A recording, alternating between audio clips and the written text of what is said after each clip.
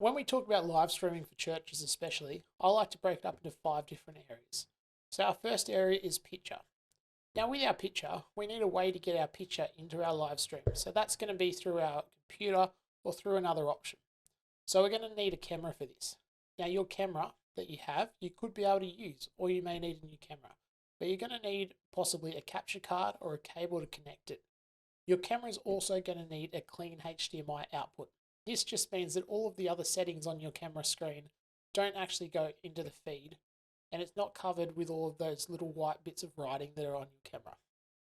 The second aspect that we're going to look at is sound.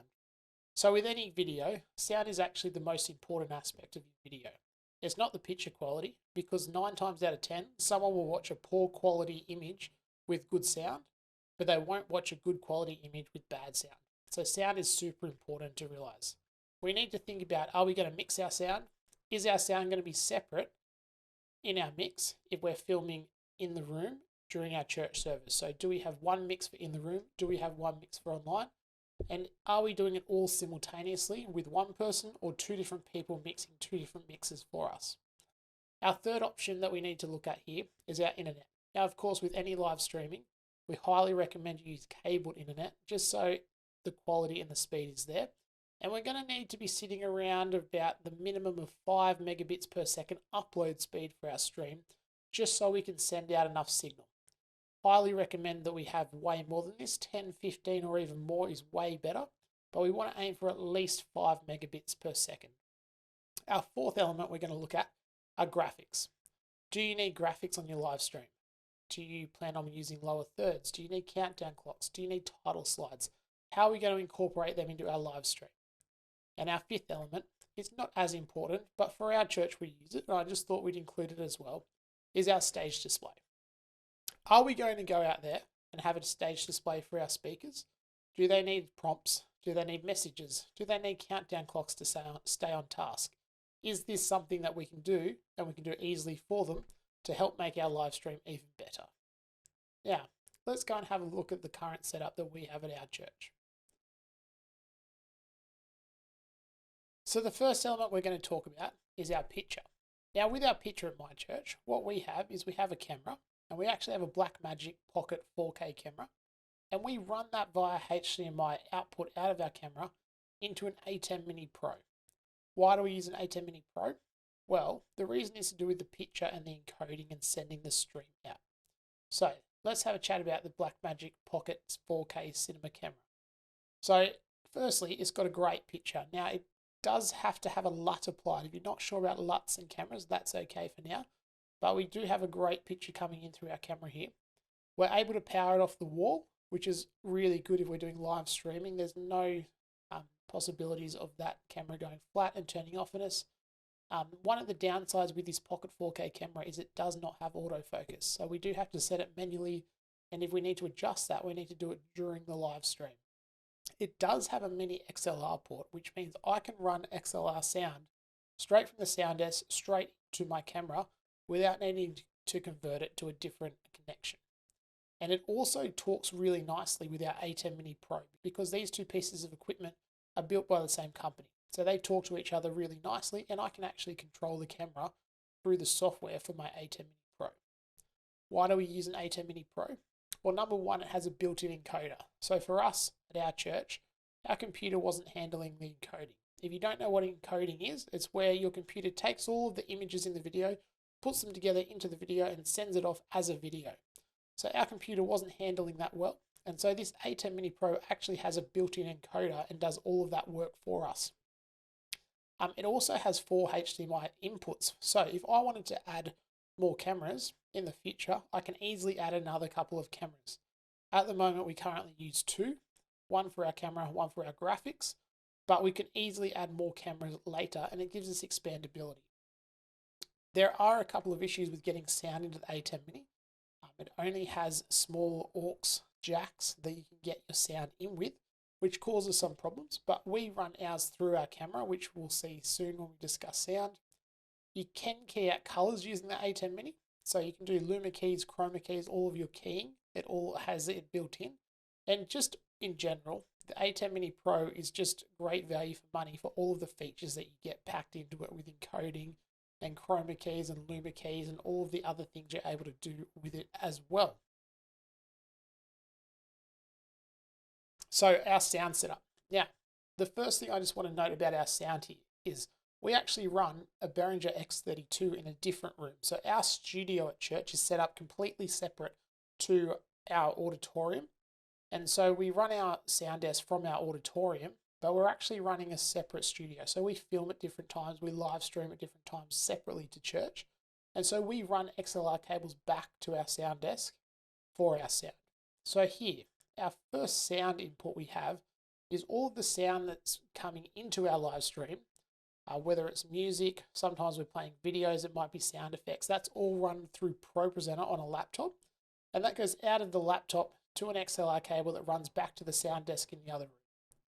The other inputs we have are our wireless microphones. Now, we're very lucky that even though we're in a different room, all of our wireless mics still work with their receivers in the auditorium. So we just run wireless mics at church, straight back to the sound desk as well. Now, our sound from our sound desk, it comes in via an XLR. So I have two XLR cables to run this whole setup. One going back to the sound desk from the computer, one coming from the sound desk to our speaker in the room. So we have a speaker in the room for people who are present while the live stream's running, just so they can hear themselves, because it's a little bit strange talking to a microphone if you can't hear yourself. We then run a line out of our speaker into our camera. So XLR out of the camera, converts to a mini XLR adapter, plugs straight into our camera. Our sound then runs from our camera via HDMI to our ATEM Mini. So that HDMI cable takes our sound and our picture from our camera into our ATEM Mini.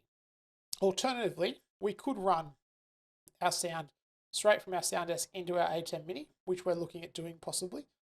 At the moment, we don't really have any syncing issues between sound and picture, which is really good. So we're doing pretty well in that regard. But if you do have syncing issues, you could run your sound into your ATEM Mini, and then you can set a delay in the software for your ATEM Mini. Because naturally, pictures generally run a little bit slower through these systems than sound does. So we need to delay our sound a little bit sometimes. Now, out of our ATEM Mini, we've got a couple other things going on as well. We actually run a small little preview screen. And so that preview screen actually shows us all of the different ports in our ATEM Mini and all of the different feeds that are coming in. But it allows us to see the sound and the inputs and whether it's peaking or what levels it's at through the ATEM Mini. And it also allows us to plug in a pair of headphones into that screen, and that allows the person who is on the sound to monitor the sound levels. So they get direct access to the same sound that's going live on our live stream. And then this whole setup is actually controlled via an iPad in the room that we're sitting in, and it's connected to the sound desk network via Wi-Fi. Different network to the internet. It's not a Wi-Fi internet network, but it connects to the sound desk via Wi-Fi, and they have full control of that sound desk. Now, realistically, we're only using 3-4 channels, because we usually run 3 mics tops, sometimes 4, and then we have our sound coming out of our computer as well. And that's our 5th channel if we have 4 mics. So they're all on one screen on the iPad, and then all of those levels are right there in front of that person. It's nice and simple and nice and easy and straightforward.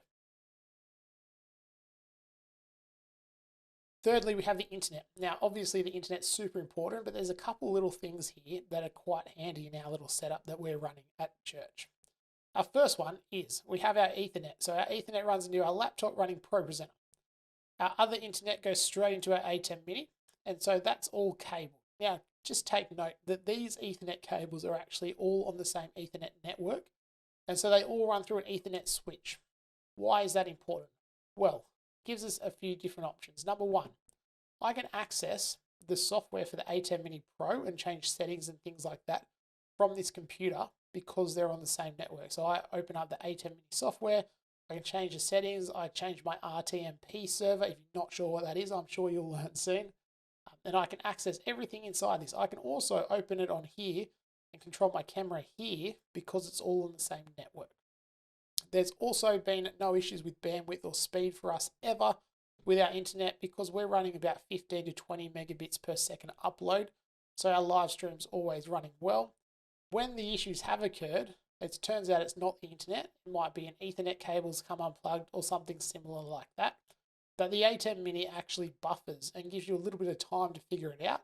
And it keeps your live stream going as best as it can because it saves a small portion of time inside of it and keeps sending that out. And it gives you a warning as it's buffering as well. Next, we have our graphics. So we've got our whole network here, and you'll notice that we haven't actually really added anything to our network for our graphics. That's because all of our graphics run off this computer here. So at Propresenter, we run Propresenter 7 at our church, runs off this laptop and is sent to the ATEM Mini via HDMI cable. So we're running HDMI out of our laptop into our ATEM Mini. When we do that, we send our screen with a nice bright green background. Why do we do that? Well, it's a little bit like a green screen.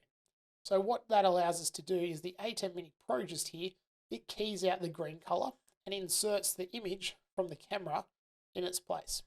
So with that, we can do lower thirds, we can do videos, we can do pictures, we can do countdown clocks. We can size it to any size we'd like on that screen.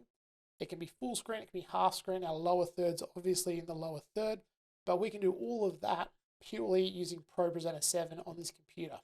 So it's controlling the sound that comes into our service, and it's controlling the videos, the media, the graphics, all of that stuff as well. We can also do multiple looks at once. So what do looks mean? Well, in regards to Propresenter 7, we have some other videos on it as well if you need them. Multiple looks means I can run one graphic off Propresenter 7, push it to screens in the room, and then make it look different to screens on our live stream. So if I'm running church and I'm live streaming at the same time, I might have a sermon slide up there with a point from my pastor. And then that point in the room would be full screen, but at the same time on our live stream, we can set it up to be a lower third. So it's pushing the same point looking two completely different ways at the same time, which is pretty cool, saves a ton of effort and can all be done off one computer. So last, we have our stage display. Now this isn't super important. It's a little bit of an added optional extra, but we found it's a little bit of a game changer for us in our church. Why is it a game changer? Well, this stage display, what it allows us to do is it allows us to give our speaker notes and prompts and countdown clocks to keep them on task, but it also allows us to bring in the comments. So we live stream to Facebook and YouTube every Monday night. And so having the comments flowing on that screen allows the speaker to stand there, and it gives them a couple options. They can ask the audience to do things and they can see their response, or while they're giving a message, they can see the comments that are coming in and they can respond to that. There is a little bit of a delay, so it's probably about a 10-second delay on average for the person at home receiving what's happened in the room. Then they have to comment and then it comes back. So we're probably talking 15-20 seconds of delay usually, but it just allows us to have that interaction with people at home. So that's why we have a stage display. So the way that this works and the way we have this set up is we have a second computer here, and it is set up and it's connected via Ethernet to the same network as our first computer. So it's just in the same Ethernet switch and it connects into here. Now we use something called NDI. If you're not familiar with NDI, have a Google, have an explore. It's essentially just a protocol that allows you to send things over your network. So things like video, pictures, graphics, all those sorts of things. And so we can send something out of Propresenter over here via NDI, which pretty much means through my Ethernet cable into this Ethernet cable on the right, and it goes straight into my stage display. And so why is that important? Well, I can have whatever I want on this stage display and it's all controlled from Propresenter as well. So what happens is this screen is just a large TV. It just duplicates what's on this computer here. And so if I run a countdown clock on my live stream, I can run my countdown clock on my stage display so that those who are sitting there ready to go live know when it's going to go live. If I'm playing a video and it's on the live stream, I have a countdown clock on my stage display so that the person on stage knows when the video is going to end and how long they have to prepare until it goes live. We also run countdown clocks for every segment in our church. We run notes for MCs so they know what they're talking about and don't miss their points. We also do other things like run our comments there. So how do I get my comments into there? It's a little bit complicated, but just very quickly, what we do is we stream via Restream. So if you haven't heard of Restream, it's a paid service to send your stream to multiple platforms. Restream have Restream Chat, which pulls all the comments in from multiple sources into one feed. Now I can run that feed and embed it using a small code, bit of HTML, bit of URL, and I put that in Propresenter in my stage display. And it will display that embedded URL on my stage display and keep updating it as the comments come through. So that's the system that we use at church. Now, obviously it doesn't look this pretty in real life. So here's what it looks like in real life. It's a little bit more messy, but as you can see, we have our own little studio that we actually run out of. And so we run a completely separate online service on a Monday night. And so we have our camera in the middle. We have our small screen showing all of the outputs from the ATEM Mini. We've got our ATEM Mini, our iPad, our wireless mics, our 2 computers there, and then our larger screen for the person on stage, which you can see as well. And so that's what it looks like in real life, but I just wanted to give you the diagram so that you can see what it actually looks like in terms of how things are connected as well. If you have any questions, this has taken us a long time to figure out, and we've sort of connected things that we've already owned. We've bought a little bit of stuff like a new camera and ATEM Mini, but what we've tried to do is keep our system expandable, but also flexible. So it's not the easiest system in the world to pack up and move, but it takes us probably about 20 to 30 minutes with 1 or 2 people to set up this whole room in terms of gear and a Propresenter as well for a service. Probably about 15 minutes to pack up and put everything away as well. But it also gives us the option to be able to go other places. So we've done a couple of services elsewhere. We've actually built a new playground behind the church for the community. And so on opening night, we actually live streamed from the playground. So here you can see that we've set up our live stream outside. We've thrown in some lights as well. We've got a few different shots there, but as long as you've got cables that can reach the ATEM Mini and you've got an internet source and some power, you can essentially take this system anywhere and run it wherever you'd like. And so that's really given us that option. But guys, I just thought I'd share this with you today. If you've got any questions about our live stream setup we use at church, please throw them in the comments. We'll try and get back to you soon. If you have any other videos or ideas you'd like to see, then please throw them in the comments as well. Thank you.